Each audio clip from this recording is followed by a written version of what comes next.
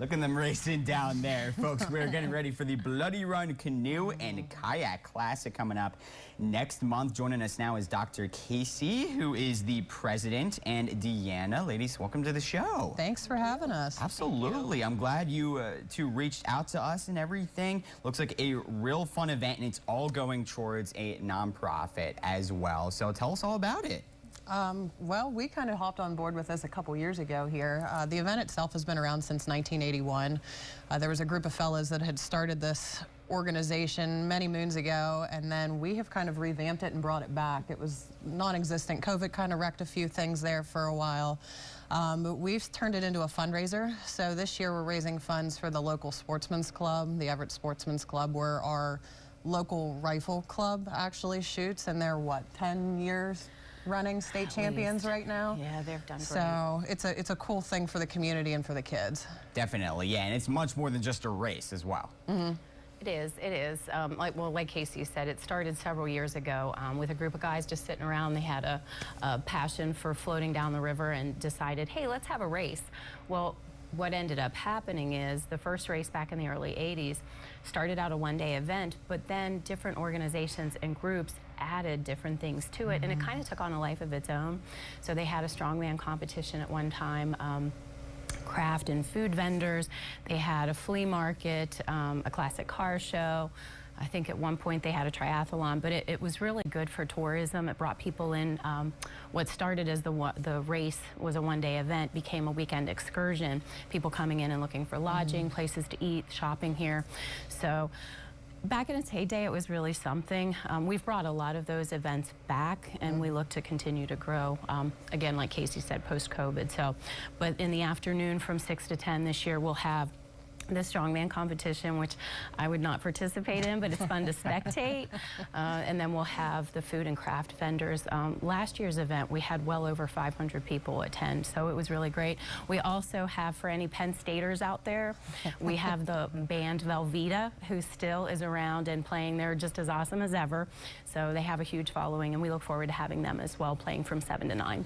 I saw that. Can't confirm Velveeta is awesome, so looking forward to that. Got a duck race as well and some prizes.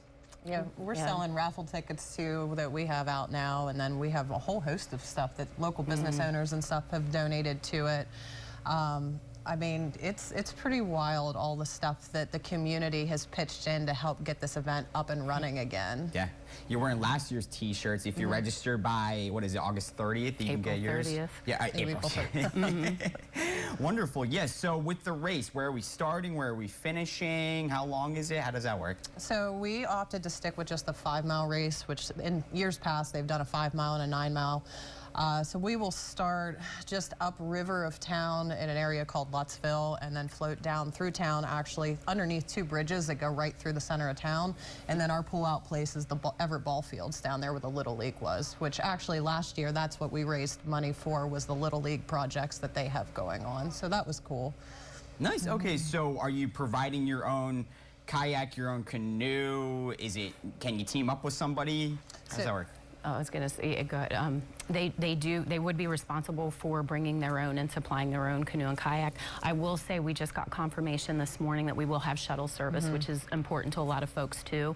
So they can park, register, drop their vessel off, yeah, thank you, and then come back down and we can take them back up. So it'll kind of break down some of the traffic and just makes things a lot less stressful for folks that are wanting to participate. Oh, I'm sure, yeah. The Sportsman's Club doing a lot of great things. They're also raising money for these scholarships as well for some of the kids. Yeah, this actually, the Rifle Club has sent, I don't even know how many kids to school now on scholarships from the opportunities that they've received with shooting with the club and performing as well as they have. So it's been an awesome, kind of almost looked over opportunity for a lot of the kids in the area. And it's not just kids from the Everett School District. We co-op with, is it Tussey Mountain and Bedford as well. So there's 3 school districts that actually send kids and shoot at the Everett Sportsman's Club. Awesome. Yeah, you two mentioned it. Not only a great economic opportunity for the area, but just a great way to enjoy nature, right? And enjoy all of the amazing things that the area has as well. It is beautiful outside, and it does encourage people to just get out on the river and take advantage of it. So we're pretty blessed in this area to have so much. Yeah, so with the race, is there a first, second, third place prize? We have there's different categories based on, you know, the amount of participation that we have. So there's men's and women's categories for sure. We have folks that bring recreational canoes and kayaks. So really, if you have something that floats, we'll make it work. But we have had folks that traveled a ways in that actually do this semi-professionally and bring some pretty incredible, you know, canoes, kayaks down. And then we have prizes for first, second, and third in each of those categories. Fun, yeah, and I saw new this year there's going to be a kind of a float around afterwards. Yeah, we are going to host a float for fun afterwards for anybody, just to kind of make it all inclusive for anybody that maybe doesn't want the competitive edge part, but just wants to get out of the on the river and support us. So. Yeah, that'll start registration for that. Registration for the race starts at 7 in the morning, with the race to start at 9. And then the float for fun registration starts at 10:30, and then they'll head out around noon. We had the one picture of the guy with his dog. Oh, yeah. So I'm sure you see a whole lot of different people coming together for this thing. But yeah, it should be a ton of fun. If anyone's interested in participating, how can they go about signing up? So we do have a Facebook page, the Bloody Run Canoe and Kayak Classic. We do try to keep it updated. Everything, the information is there. If you would be wanting to participate in the race. There's also still room for the strongman competition. If anybody would like to sign up for that, we have that information on there as well. Ticket raffles. Yeah, and like I said, we do try to keep things up to date. So we would encourage you to like and share, so that you can keep in touch with us. Yes, yeah, we had that QR code that takes you right to their Facebook page. The Strongman, what are some of the competitions they're doing? There's quite a hodgepodge. Oh my gosh. They're doing 5 or 6 different events. Just off the top of my head, I know there will be a tractor pull. Last year we had done a truck pull on Main Street, tire flip, there's deadlifts, Yeah, farmers carries. Like it's a pretty involved thing, but we had teenagers up through, you know, some folks that were in their 40s that signed up for this. So it's quite a variety.